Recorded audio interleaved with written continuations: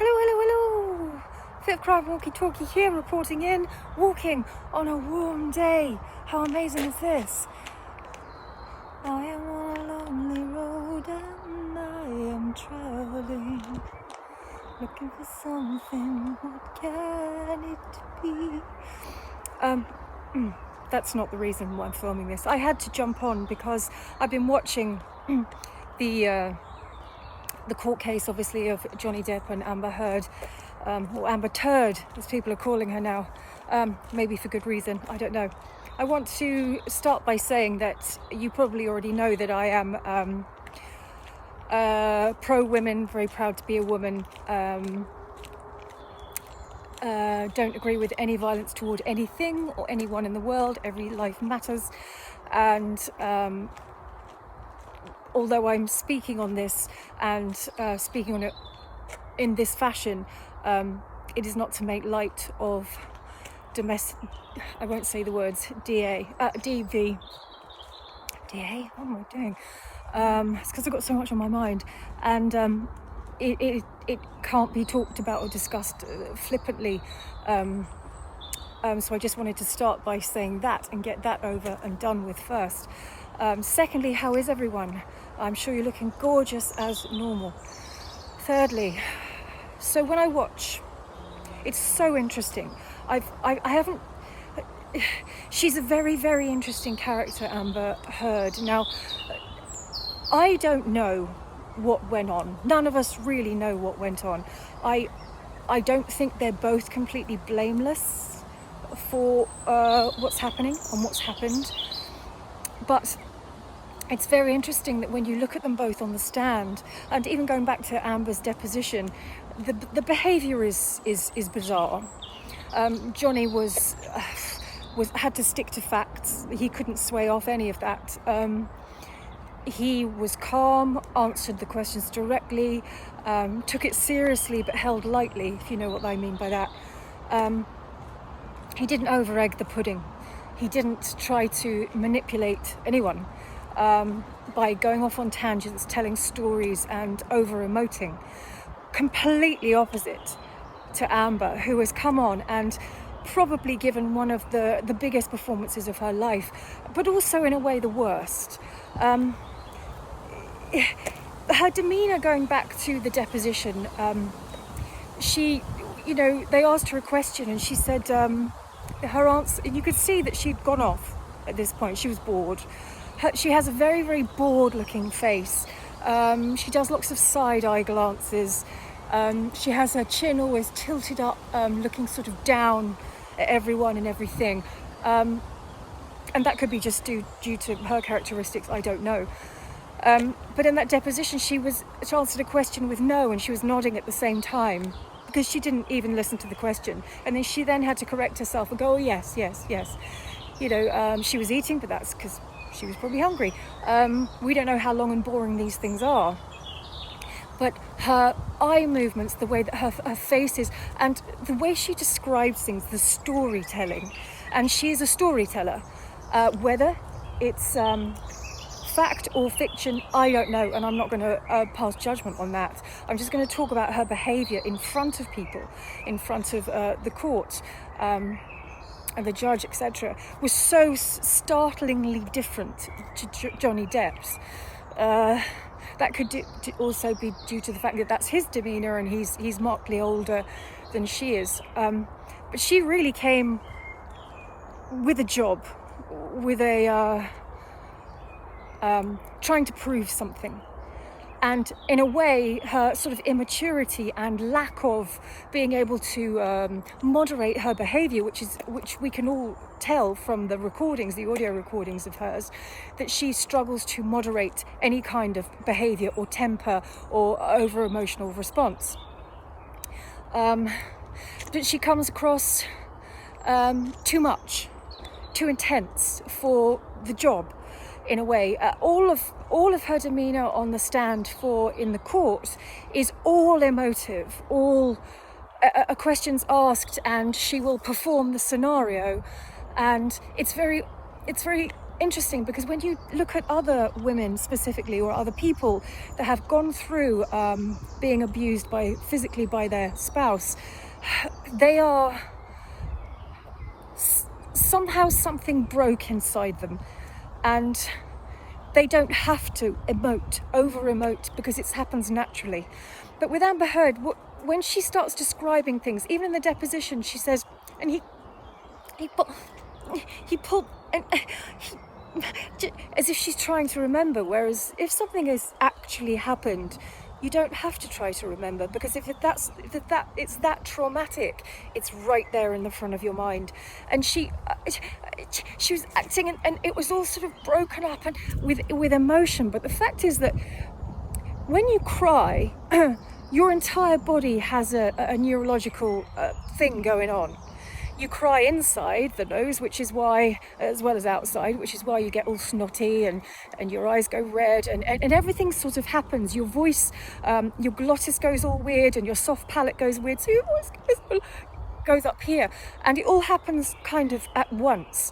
And whether the trembling precedes the crying, or the crying precedes the trembling, the actual tears, I don't know, but it all happens. Whereas what Amber's got is, it's a very Mrs. Portland thing, is the but there's no actual tears coming out, there's no snotty nose, there's no redness of the face, there's no tension in the hands, there's no tension anywhere, but it keeps happening every time she describes. So someone asks her a question like, how's the weather today? The weather's good, but when I remember a day the weather wasn't good and all I wanted to do was for him to hold me and love me and tell me that the weather was good.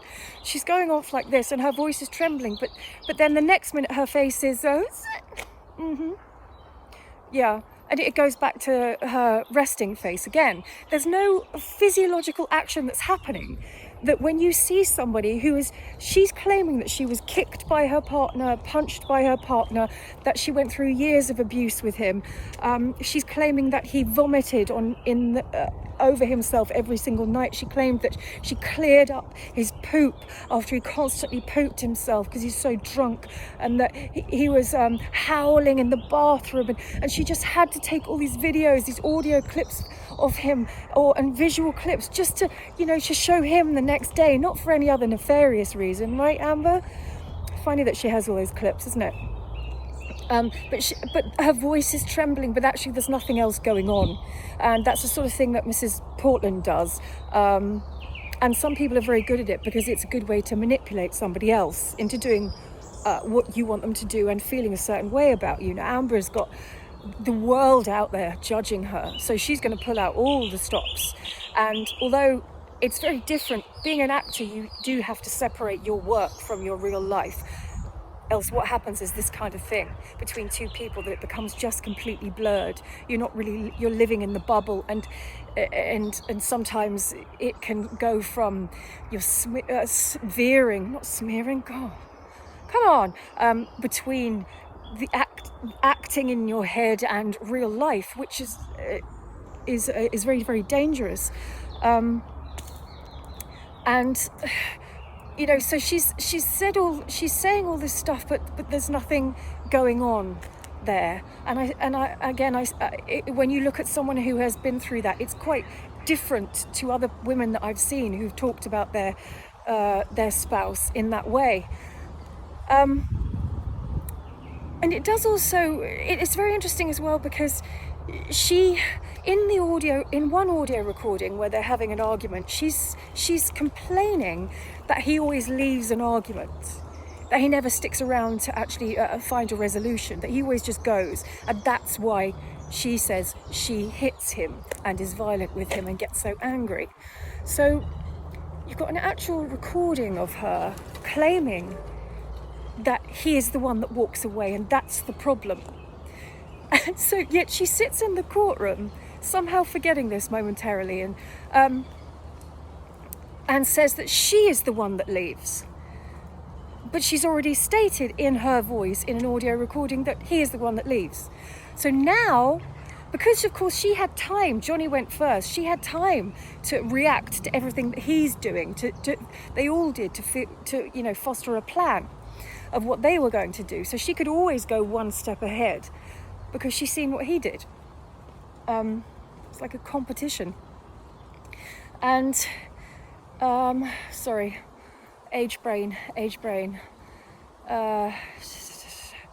Oh, what was I saying? Oh no, it was really good, I think.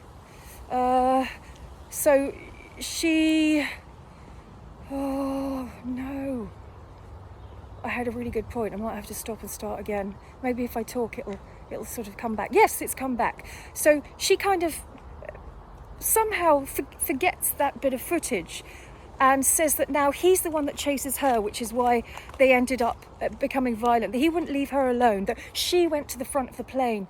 And the way she's describing him is a vomit-ridden, booze and drug-fueled demon who chases after her, howls in a bathroom, won't leave her alone, blah, blah, blah. But actually she's the one saying, you do leave me alone, which is the problem in the relationship. I wish that you didn't leave me alone. I wish you stayed with me.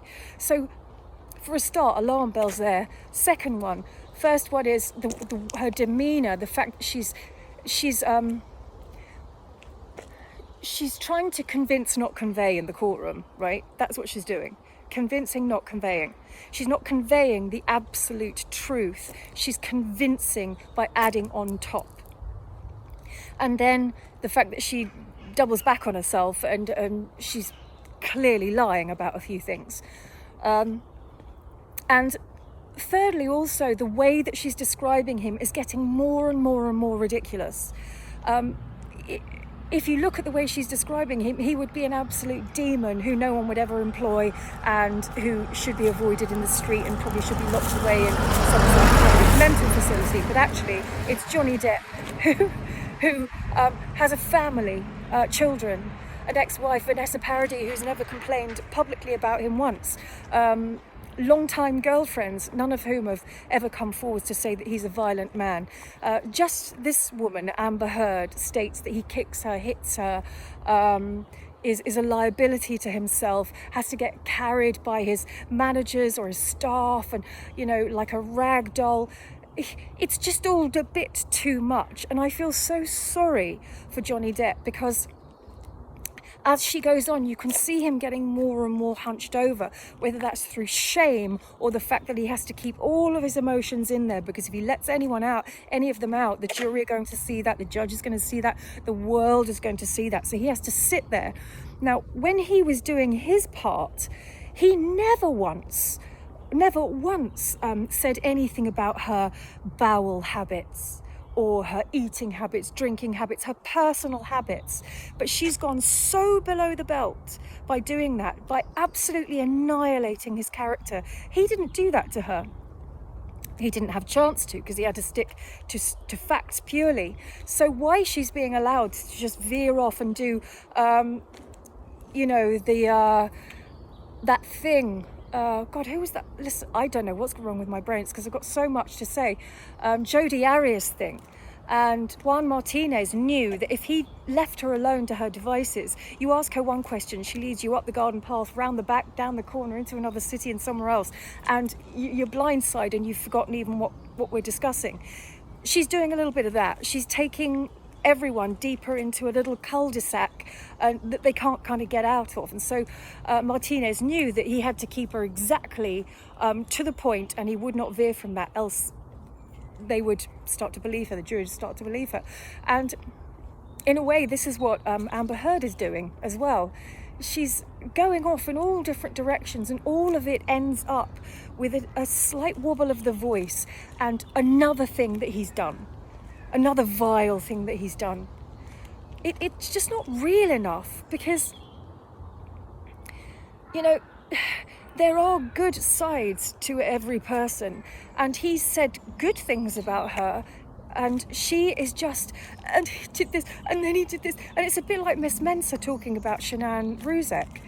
Oh yeah, and another thing, she was a drunk, and another thing, she passed out, and this, and that, and she had the wrong colour nails on, and she can't make an egg salad, and she did this, and she did, and it's a bit like that. And also she's using Amber Heard's using lots of sort of eye contact with everyone. So when she states, or she tells the story of what happened, she does this weird thing of going, and then he hit me, he kicked me, and yeah, as if she's going, what do you think about that? Yeah, what do you think about that? Rather than,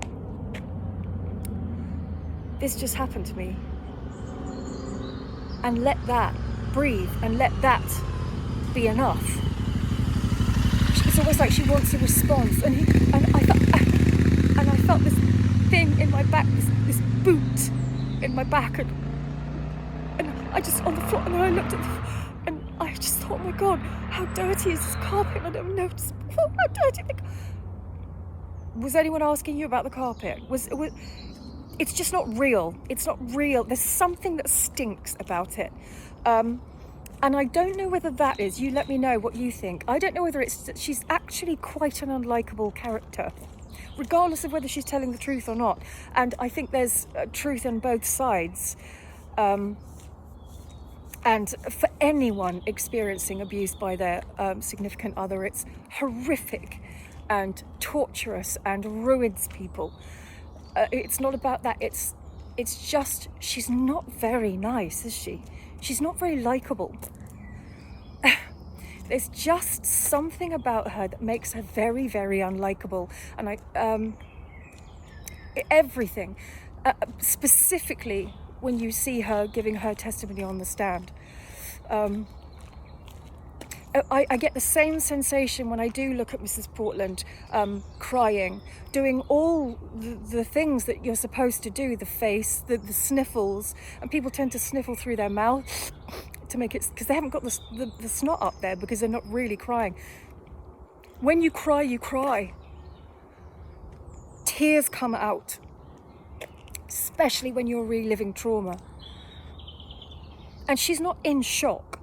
So there's not a dry eye because of the shock, because this is quite a while ago. It's just too florid, it's too embossed, it's too much. Too much information, as I said, convincing, not conveying. But that's in my opinion. So it's just very interesting which way the jury will go, or which way this will play. She came out and did an article about Johnny Depp that pretty much will ruin his career. And this, having all your dirty laundry aired, I mean, his bowel habits, stating that he used to poop himself, she had to clean his arse. I mean, dear God, you wouldn't say that about your worst enemy, would you? Let alone someone you were sleeping with, who you claimed to love, who said the love was the love of your life. And you're going that low, you're talking about his bowel habits. I don't know why she's doing it. I don't know why she's saying it. I guess it's to convince people that she was hitting him, not punching him, in self-defense, or that he'd pushed her to the edge because of his destructive behavior. And filming him without his knowledge, recording him without his knowledge, it does stink of someone going, I'm going to use this later. The one in the kitchen where he's slamming the cabinets, and he clearly has a drink problem and a drug problem.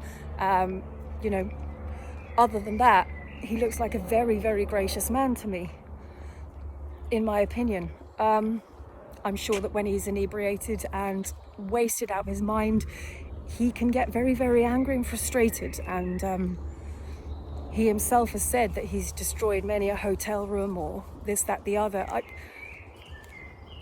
It just, something about the fact that he wouldn't hit a woman he was in a relationship with keeps sticking in my mind. And the fact that she's going so overboard to try and convince everyone in that courtroom of what a victim she is.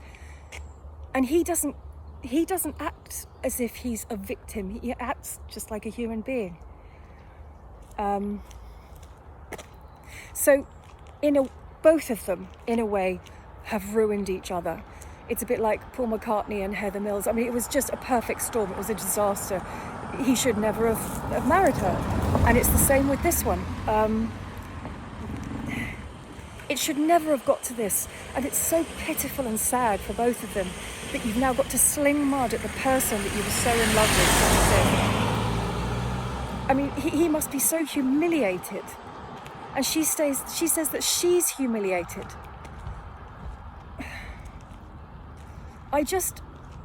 There's only so much I can feel sorry for her, because a lot of what she says, I'm not sure I believe. And it's not a case of going with what most people do, especially people who read tabloids, is whatever a situation is, we always have a go at the woman. You know, the McGann parents, everyone went for her. When David Beckham had an affair, everyone went for his wife and said it was her fault. It's always the woman that people pick on. It's not that in this case. Amber Heard is a very strong, independent woman. But I do see something terribly wrong there. I'm not sure that she's a healthy person to be around. Anyway, so that's what I'm getting so far. Let me know what you think. It's absolutely fascinating, and I feel awful watching it in a way, but because there is a certain element of, what's your life like? Because what's Johnny Depp's life like? Because I can't imagine what it would be like to be that famous and that amazing and all this kind of stuff. And there is a certain element of us, normal people, watching it and going, oh, yeah, that's what your life is like. Oh, interesting. But is that morally right? I don't know. And on that note, ending this, yes, to all those guys who come on here and just constantly cry, then scream at other people, then abuse other people and cry again, yes, we all know that the tears aren't genuine and real when they're not, okay? Because you can tell.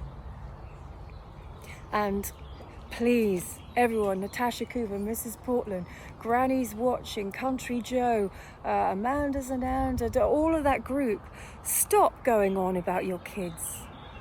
If you stop going on about your kids, they wouldn't talk about your kids. My kids, you did my kids, my kids, my kids. You're all doing it. You're all idiots. Stop it. Anyway, let me know what you think. I'd be very interested to know. Oh, also, if you are on the side of Amber and you have your reasons, I also would love to know. This isn't a channel where you can't have your own opinion. You can have, I sway, there's things I think about certain cases and I completely disagree with other people, and I'd love to know how you feel about her and why you think that that she should be the one to come out on top, as it were, although neither of them will, not now. It's a terrible shame. But it might be a case of too much money and too little sense. I don't know. I'm not in that situation. Anyway, I've blabbed on long enough. Let me know what you think in the comments. It'd be lovely to hear from everyone, and have a great day.